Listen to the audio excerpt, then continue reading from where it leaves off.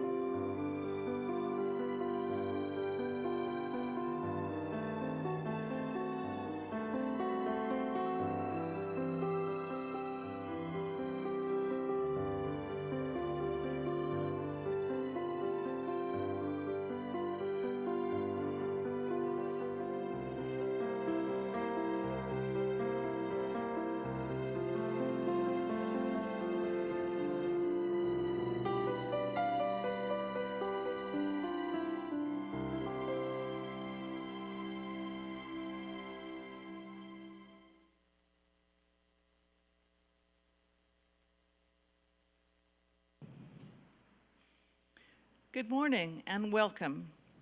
My name is Kat Barnett and I will be your service leader today. You are welcome here. We welcome you whether you are deep in mourning or filled with joy. We welcome you whether you are well known or unknown, whether you are articulate or silent, able or disabled, old or young. No matter who you are or how you live in the world, we welcome you to this sacred space. Come worship with us.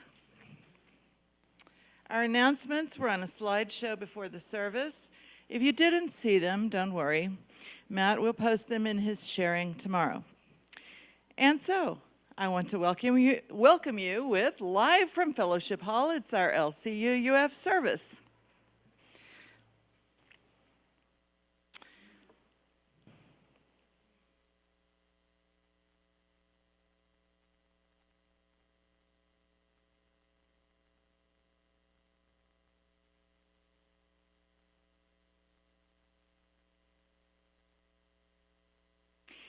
As we light this chalice, let us set our intention to love and help each other, or at least to do no harm. Let us remember that we are called to be our best selves, both here with our beloved community and also in the face of the many challenges we encounter out in the world. Please light your chalice.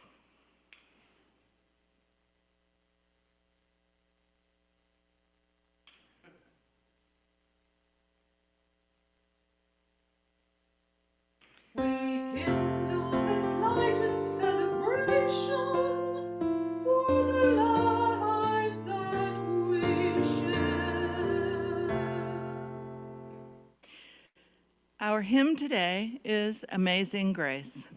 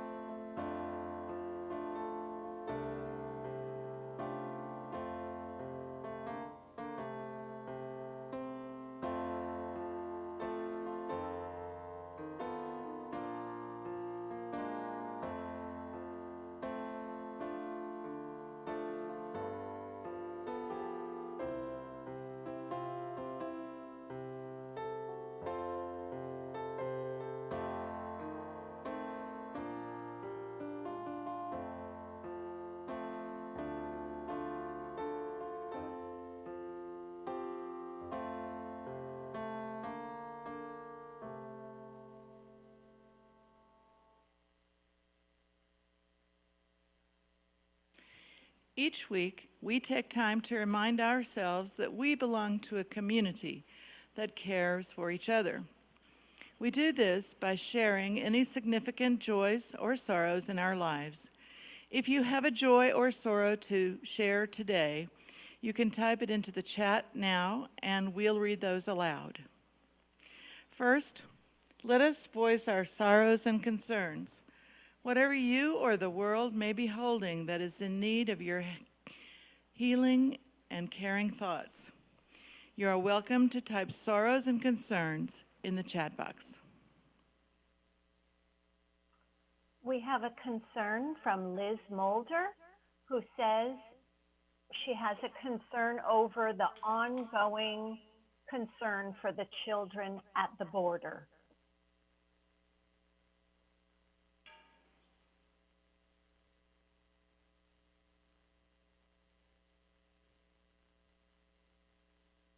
That's all.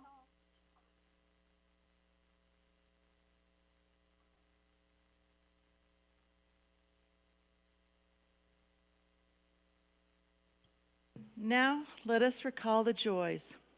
Whatever you may be celebrating, whatever evokes a feeling of joy or peace for yourself or others.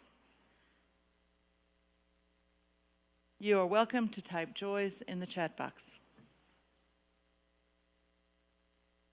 We have a joy also from Liz Mulder, who says, congratulations to the tech crew of Live at Fellowship Hall for winning the Technology Award for Small Online Churches. I read about it in the Guad Reporter.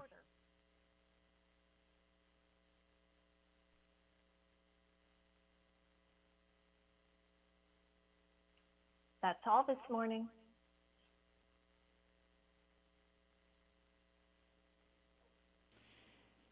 And this candle from our care team represents those sorrows that are too raw, too difficult for us to share aloud. So many of us have had losses.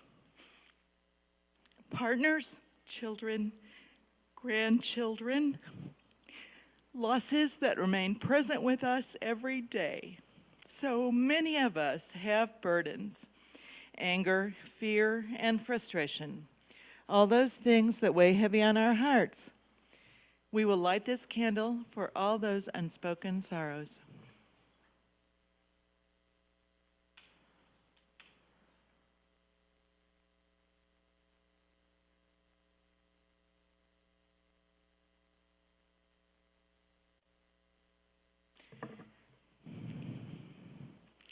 Today's reading is from Adrienne Marie Brown. Do you know already that your existence, who and how you are, is in and of itself a contribution to the people and places around you?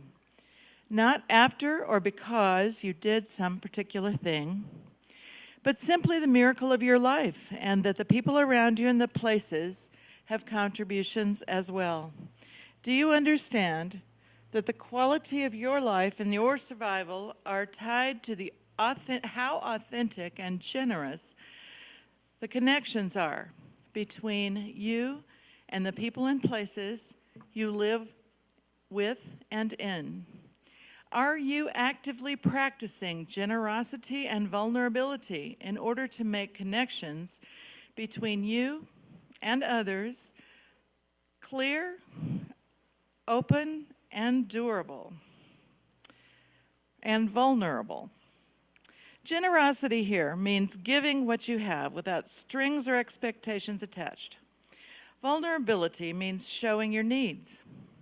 And now, I'd like to present our speaker for today, someone who has had 35 years of companioning the sick and the dying, Loretta Downs.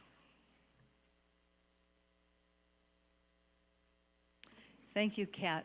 It's an honor to be here this morning in this beautiful space with all of you out there in your beautiful spaces, comfortably. You know, throughout life, we are vulnerable. We're susceptible to physical or emotional attack or harm. And as we gain years, we become more vulnerable to the changes within our bodies and minds that we're largely out of control of. It happened to me a few years ago. I woke up one morning in somebody else's body. Its feet would not fit into my favorite shoes. One of its hips didn't work. A knee hurt when I climbed stairs. The hands couldn't open a pickle jar. The lungs had less capacity than mine ever had. The heart raced at times of stress. The joints clicked. The ears and nose drooped. Its face looked more like my father than me. I went back to bed. In the days since, I've grown quite accustomed to this new container in which I live. Every day I'm aware that it and I am now aging forward to my destiny of death. Older and younger friends are falling, literally and figuratively, all around me. Not only is my body changing, but so is my soul. Grace is gathering a storm. Aging gracefully is marked by the paradox of vulnerability. By understanding that complex relationship, we actually gain strength and power. Because being vulnerable is being human. It's a gift. Quoting the author and TED speaker Brene Brown, vulnerability is the core of shame and fear and our struggle for worthiness. It's also the birthplace of joy, creativity, and belonging, and love. We North Americans value our autonomy and independence above all other values. Those values can become weapons against aging well. We deny the changes in our bodies. We grow fearful that we'll need help from loved ones or help from strangers. COVID-19 has been a stark reminder of all that.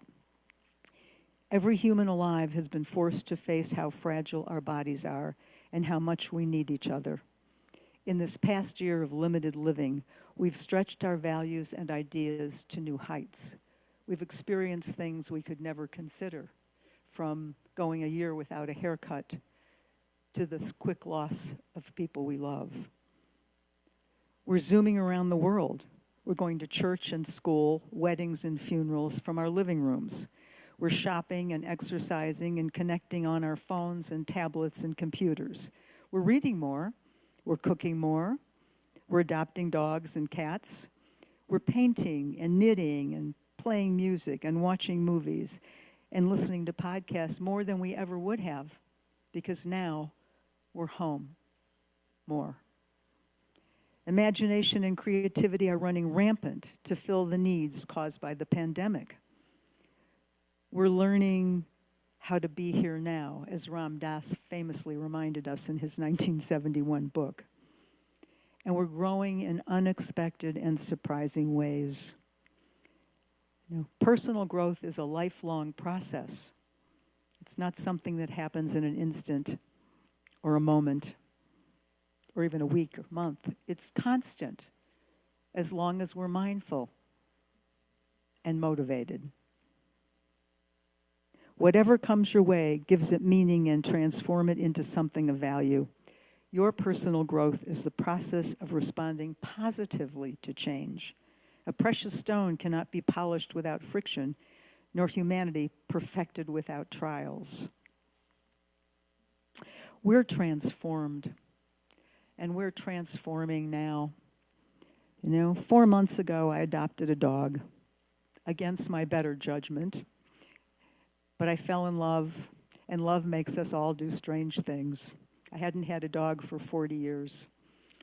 I immediately delighted in the sweet exchange of affection and love. I thrilled at the motivation to take long walks. My physical care of him was rewarded by his devotion to me. Then reality set in, as my independence was threatened by the responsibility for this living creature. All sorts of emotions percolated within me, reminding me of all the caregivers I've watched while I companioned the sick and dying as a hospice, nursing home, and hospital volunteer. The caregivers who seemingly gave up their independence to be at the bedside of another person. For most of us, though not all of us, giving care is a natural response to an unmet need. Rosalind Carter famously said, "There are only 4 kinds of people in the world: those who have been caregivers, those who are currently caregivers, those who will be caregivers, and those who will need caregivers." In our grandparents' day, sickness was quickly followed by death. Not in ours. Aging increases the onset of chronic diseases that we now manage, sometimes for decades. Oh, those aching backs, those swollen feet, those crunchy joints. My aged mother used to say from her wheelchair, "You just gotta keep going." As we keep going, we're learning to transcend the changes we did not choose to make and the losses we must bear as time goes on. We learn we're not so independent after all. We learn we need each other, just like Paco and I need each other, my little dog. For most of us, but not all of us, giving care is natural. It's easy. Someone falls, you pick them up. Someone looks thirsty, you give them a drink. Someone cries, we hand them a tissue. When I was a child, I watched my mother put coins in the cups of beggars. I remember her giving lunch to a strange woman in black who knocked at our back door one day. We were church people, and we tithed. I learned social responsibility early. But my mother was not a natural caregiver. She hadn't been a gentle mom either. When Daddy had heart surgery, I witnessed her discomfort with nursing him. I also witnessed my sister, my big sister, a nurse by profession, being good at it. I waited my turn. Now, there were plenty of times when I brought food to a sick friend or drove someone to a medical appointment, but I was never responsible for someone's care, nor had I needed any. But on my mother's 88th birthday, her warranty ran out, and she was forced to move to a nursing home. I had just retired, and suddenly my calendar was full with her name. During the 6 years she lived in a wheelchair, receiving care from paid and good caregivers with a sharp mind and increasingly kind heart, I learned some of the most valuable lessons of my life about giving and receiving care. It's easier to give than to receive it. That's for sure. Especially those of us who are very independent and have taken care of ourselves for years. You know, one of the things I see us do in throwing back care is when a compliment is delivered. Oh, your hair looks great today. I haven't had it cut for a year. Oh, or I like that outfit. Oh, it's so old. That is failing to receive care. The next time someone gives you a compliment, embrace it. It's a gift. And by accepting it, you give back. And that's something we have to learn as we get older and need more attention. You know? Rachel Rayomi Noman wrote a book about the difference between fixing, helping, and serving. Fixing indicates something is broken. Helping sees life as unequal. I help you, then you'll help me. But serving sees life as whole and equal. Serving is generosity in action. Service is a goal. Accepting care is a gift that we give to the giver. I know people who've never been sick, actually. Well, I'm one of them. Well, not really sick, when they needed attention for more than a short time, until I had a hip replaced. I needed lots of help for a couple of weeks. In fact, right after the surgery, when I was delivered to my room, a friend was waiting for me. She'd gotten up early to be there, and she talked and talked and talked. And then another friend came, worried about me, giving me care, and they talked, and then they talked to me, and then one of them left, and another one arrived. I was so lucky that so many people cared about me. And then they talked, and another one left, and another one arrived, and by the end of the day, I was just exhausted. And I hadn't had the strength to say, I need to go to sleep, please leave. I also learned we can set boundaries. We can say no, or we can ask for what we need. It's a very important lesson. Now, I was home for 8 days, and I had a relay race of people staying with me for 24 hours because I needed that. I really didn't want to be alone. And the first couple of days, I needed help. I was using a walker. That was an adjustment I wasn't prepared for. Then a friend came with her husband, and they stayed with me, and they kept me good company, and we played games, and they let me nap, and they did other things. And then they left, and another friend came, and then she left. And by the time I was home alone again after 8 days, I was so happy to be alone. And I was so grateful that so many people wanted to serve me. I'm still grateful. I had a friend who had cancer, and one day we were talking about the challenges she was experiencing because she had a lot of friends. And she said, sometimes I feel like I have to entertain them.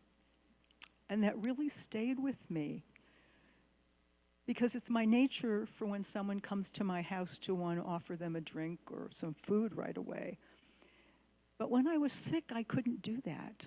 I didn't have the energy, and it created a conflict. I had all these people in my house, and I'm thinking, how can I take care of them?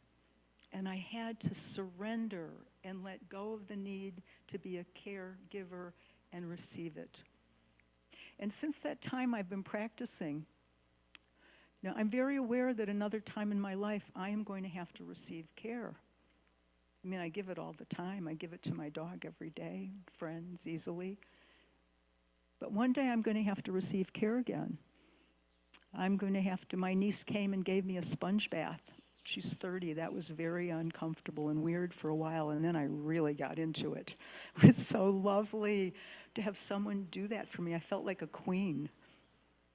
My mom said that one day when she was in the nursing home. She felt like a queen, and she'd been pretty much the slave in the house for 52 years. It was a process of growing for me. And I think we all experience that if we allow it to happen. I remember in the book Tuesdays with Morrie that he said when he couldn't wipe his bottom anymore, that's when he would be done. But the time came when he couldn't take care of himself in that way. And he wasn't done. He kept on living and receiving more care. You know? Each of us has a superpower that can affect another person for the rest of their life. They may forget what you said, but they will never forget how you made them feel. There's a story about a wise man who lived on top of a hill. And people would go up that hill and ascend to the top to get his consultation. And they always came down the mountain happy. And one day the wise man came down, and a passerby asked him, "What do you say to these people that makes them so happy?" And he replied, "Nothing. I listen." Listening is a very valuable tool, whether you're a caregiver or a care receiver. It's something to be practiced. I have a little code that I taught myself. It's pause, like pause. The P is for pause.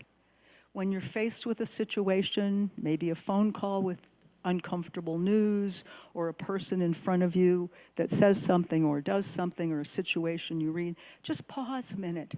Catch your breath. Don't react. Don't respond right away. Just pause.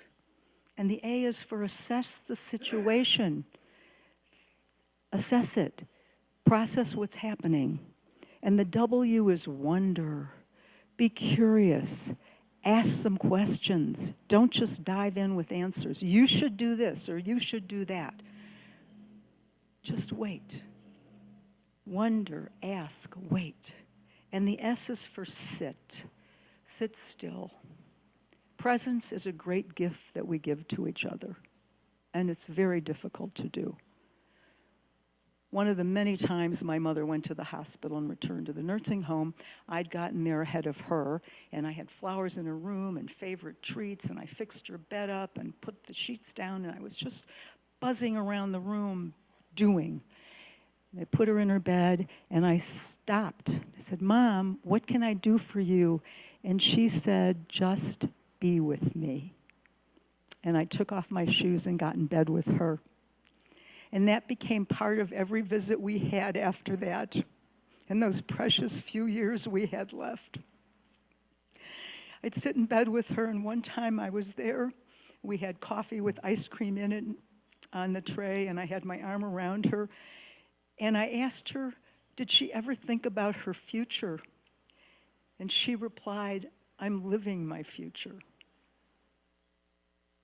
Those years as a caregiver taught me so much about life that I could never have learned any other way. Giving care was something I had avoided, and I was thrown into it, and now it's easy. It's a natural process for me, and it has transformed me in amazing ways. Just be with me. You know, everyone is grieving. We have to hold hands. Every single person walking around, child to the old, are grieving something. Mark Kirk was a senator in Illinois who was 54, had a serious stroke. And in the ambulance, he reported the only thing he wanted to have happen was having the EMT with the blue-gloved hand hold his hand. Another simple thing: sit, hold a hand, allow yourself to grow. In this time in history, and our lifetime is being defined by rapid technological and scientific advances, within a world being irreversibly altered by a pandemic. Remember, we are tied together in the single garment of destiny, caught in an inescapable network of mutuality, and whatever affects one directly affects all indirectly. We need each other, and we need to make younger friends, not only to help us with our technology, but to teach us what it's like to live in this time that they're living in. We're very fast with advice because we're the wise old folks. But I find listening to the young people helps me grow, forces me to stretch myself. The music, oh my goodness. The technology, I was visiting a friend who had her caregiver's granddaughter, infant, in a chair, and she had a little technological device in her hand, and my first reaction was to judge that. Oh, that's terrible, babies with these devices. And then I paused and said, what is that all about? This child is learning something in new ways that I as an infant weren't able to do. Kids today are smarter than we were as kids, because they're getting more information, and a lot of it's really good. The antidote to everything is a positive attitude, and that thrives in the arms of gratitude. As human beings, our greatness lies not so much in being able to remake the world, that's the myth of the atomic age, as in being able to remake ourselves. We change in response or reaction to events. You know, COVID kept me out of the pool I love to work out in. My dog makes me walk twice a day. You know, we're spending more time alone. We're learning more about ourselves every day than we would have otherwise in the busyness that we're usually occupied by. You know, many of us have suffered great losses in this year.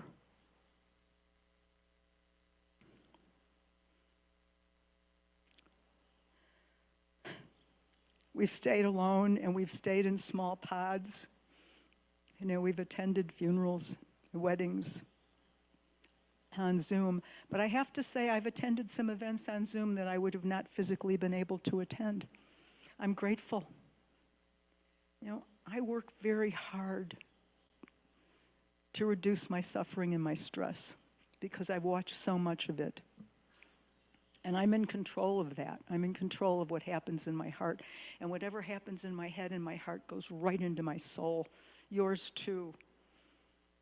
You know, how about a bucket list that says, be more kind, more generous, mindful, loving, content, be here now? How about that on the bucket list? How about having a good and peaceful death on our bucket lists? As we gain more time alive, our values and beliefs evolve. They change.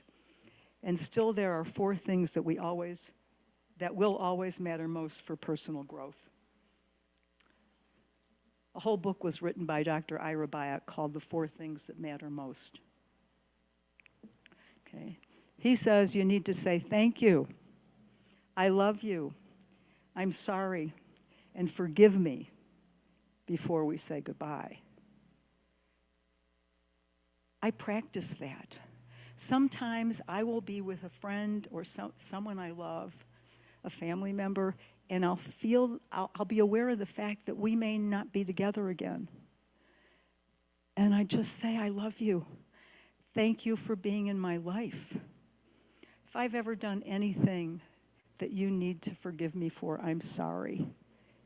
And I can't think of anything, but if you think there's something I should forgive you for, you've got it. I mean, forgiveness is an unburdening that the person who forgives experiences and benefits from. You can't carry that around with you forever. And if you can't forgive someone in person, write something down, whether or not you give them the letter. Relieve yourself, surrender to it, let go of it. Because one day it's just going to drag you down. You know, we need role models. I want to be with people who are happy. I mean, I want to be with people who are kind. I want to be with people who don't gossip. I want to be with people who teach me to be a better person just by being with them. Life is short, fragile. I'm vulnerable. I choose to make the time I have left peaceful. You know. And the most important relationship we have is with ourselves.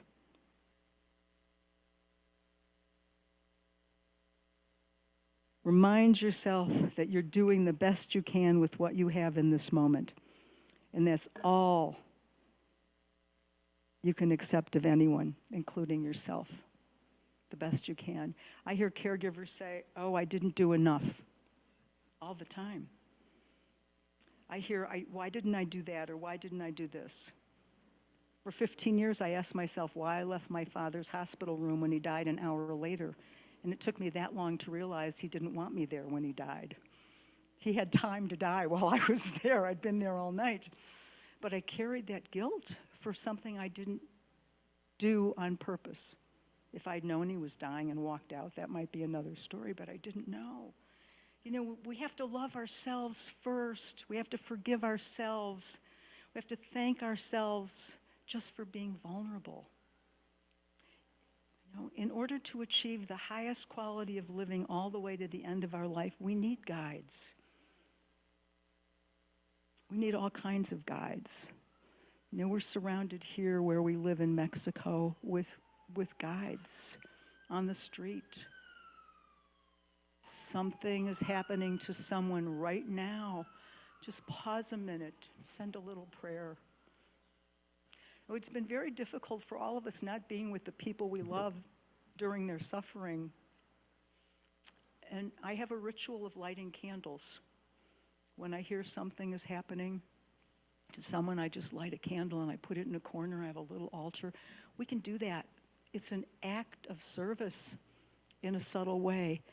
And it's giving care, and it's receiving the fact that we've taken action. I've provided a small list of resources because you do need guides. We need places to go, and I think the UUA website is robust with help and service.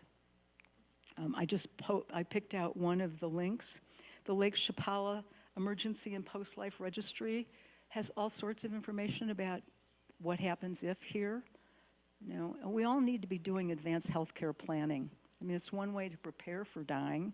It's one way to create conversations between us and among us that make dying and the end of life more natural, more normal, instead of something to be afraid of. And this is a terrific tool. Share the Care is a website and a book that gives guidance to groups of people who want to set up a caring system for someone. The 5 Wishes is a beautiful advanced healthcare workbook, actually. And the Plan Your Care workbook from Compassion and Choices, and that website is full of all sorts of help about living well. And there's a 10-minute meditation on grief from one of my primary teachers, Joan Halifax, that is well worth tapping into. So I wish you well. I wish you love.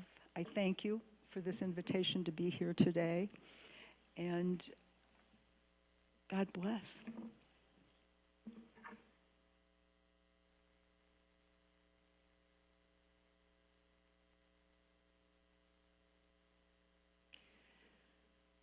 This is the time in our service when we ask that you remember that we share our gifts here through pledging and donations.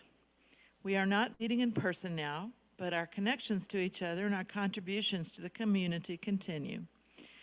Instructions for payments to the fellowship are on a slide during the announcements just before the service every week. And while you are considering your gifts to the fellowship, remember that each month LCUUF donates 5,000 pesos or more to an organization providing food aid in our Lakeside community. For the month of April, we will be supporting Poco a Poco, a nonprofit providing food and other assistance to San Pedro Itzacan and other villages near Chapala. When you pay or pledge, please add something for Share the Basket, as you used to place pesos in our physical basket. You can donate in the same way that you pay your pledge, but please donate Share the Basket separately or indicate what part of your donation is for Share the Basket. Your offerings are gratefully received.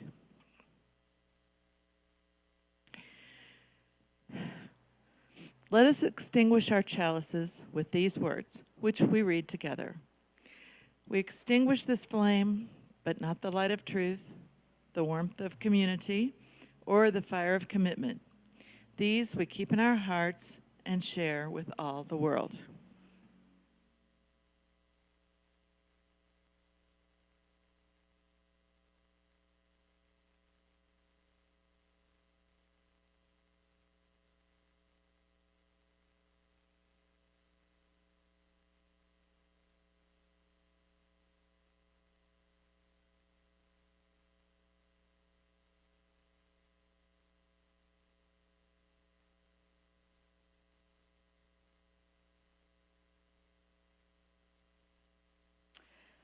From the very beginning of a life, everything happens from moment to moment is a surprise.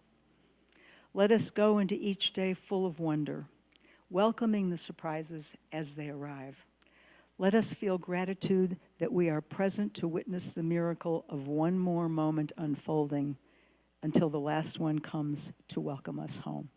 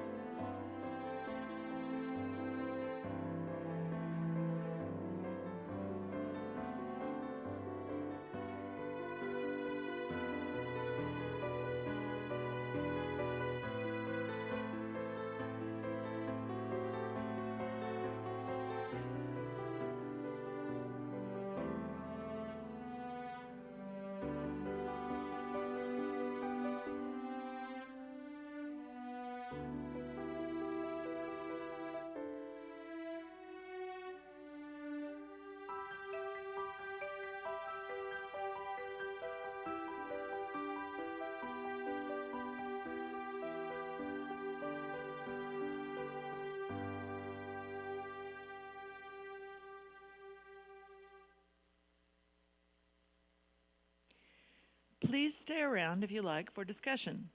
We will start with small groups of about 8, and you can turn on your cameras and unmute yourselves. If you want to leave your group,